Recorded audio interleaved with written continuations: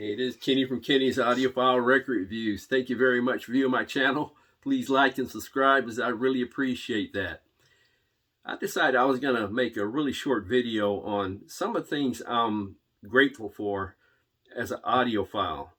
Now, when I mean grateful for, I mean just as an audiophile, not in my life in general. In other words, I'm not going to mention, my relationship with God, which I'm very grateful. My relationship with my wife, who I love more than life itself, and my relationship with my son, who I love more than life itself. I was not going to mention those as thankful things as an audiophile, but I was going to just off the top of my head just mention some. And this is some things that I'm grateful for as an audiophile, and maybe add to it in future videos. Just a small handful. But one of the things that came to my mind was I'm grateful that I got into the hobby at the time I did.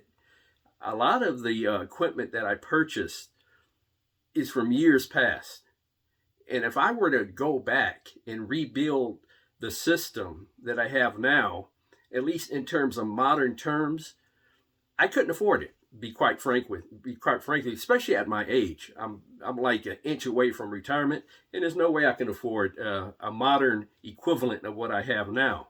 It's almost similar to those of you who are homeowners, and you purchased your home 15, 20, 25 years ago. A lot of you, that home that you're living in, if you had to turn around and buy that house now on the market now, especially in a state like California, a lot of you probably couldn't afford that house. So you were blessed to get into the market when you did. Same with the equipment that I have. I'm blessed that I bought it when I did. For example, my Nakamichi Dragon, my Revox A700 reel-to-reel, so on and so forth. I couldn't afford that stuff today. So I'm glad I got into the hobby at a time where I had the funds to purchase certain items for my system or my collection. So I'm really grateful for that, because at this stage in my life, it's a stretch. Another thing I'm grateful for are reissue companies. Companies like Mobile Fidelity, Craft Recordings, Acoustic Sounds, Analogue Productions, ran by Chad Kassem. I know at Acoustic Sounds, Analogue Productions, and a lot of these other reissue labels, they strive to make a better product than the original product. For example, these Steely Dan reissue series that Analogue Productions, Acoustic Sounds are doing under Chad Kassem's, leadership, they're trying to make a better product, a better sounding product than the original. And that really keeps us as audiophiles and music lovers interested, invested in the hobby.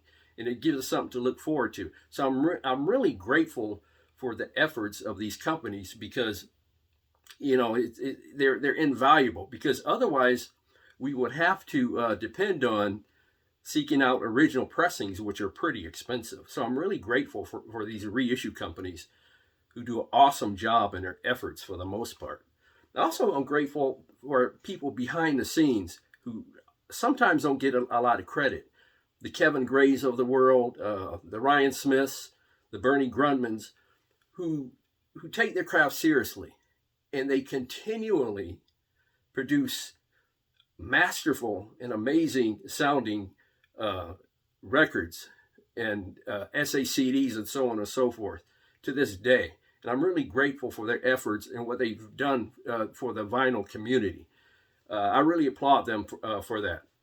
Another thing I'm grateful for, to be honest with you, is Discogs, because I think it is a valuable source of information for us audiophiles in terms of finding information about certain pressings, certain records, certain discs, that in decades past we had no clue about. And it's really been an invaluable source for us audiophiles. So I'm really grateful for Discogs and that website and what they provide for us audiophiles. Another thing I'm grateful for, to be honest with you, is a secondhand market, especially thrift stores, which have allowed me to accumulate a lot of these records that I have over the years. Don't get me wrong, I've brought new records over the years. I used to go to a lot of the newer record stores in the late 70s and 80s, and before they stopped really selling vinyl records. But they're really a great source to buy good records. If you can find them. They're getting kind of hard and harder to find, but they're really a good source to find records instead of buying some of these expensive original pressings. So I'm thankful for thrift stores, estate sales, yard sales, and swap meets, mainly thrift stores, for people like me who are still trying to seek out new records and new finds.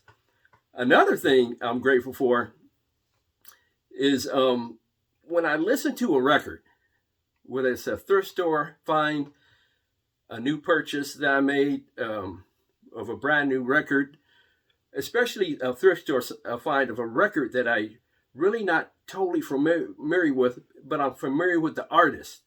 And I'm grateful for the mystery of it all. I'm grateful for the mystery of what it's going to sound like. Where Eddie James is going to be in the sound stage. Where is a saxophone player going to be in the sound stage? I'm grateful for that new listening experience and the excitement of what that new listening experience does for me. It's almost like, in my case, I'm a huge sports fan. Be quite frank with you, I probably listen to, I watch sports. Probably the ratio is probably like 15 hours to 1 in favor of sports viewing versus music listening. But I get a lot of pleasure out of watching my sports teams, especially when they're successful and an exciting game. I'm really pumped up and enthused about it, especially when they win and it's a last second shot that's made, or a last second touchdown that was scored, or field goal that was made. I have the same excitement over listening to music, especially when the sound stage is very three-dimensional and grand. And like I said, sometimes when I get into these records and when I buy them at secondhand stores, I don't know what I'm getting into. And it is a mystery of what a new find would sound like on my system. And that's one of the joys I love looking forward to. But that's just a few things I'm grateful for. As my channel goes on, I'll probably add to this list of mine things I'm grateful for as an audiophile, but that's just a few of them. I'm sure there's a lot more that I'm going to think of as soon as I stop this video, but those are the ones that come to mind at this moment in time. Like I said, it's something I'm going to add to in future videos. But what are you most grateful for as an audiophile? Please leave your mentions in the comment section below. Thank you for viewing my channel. God bless, love, peace to all.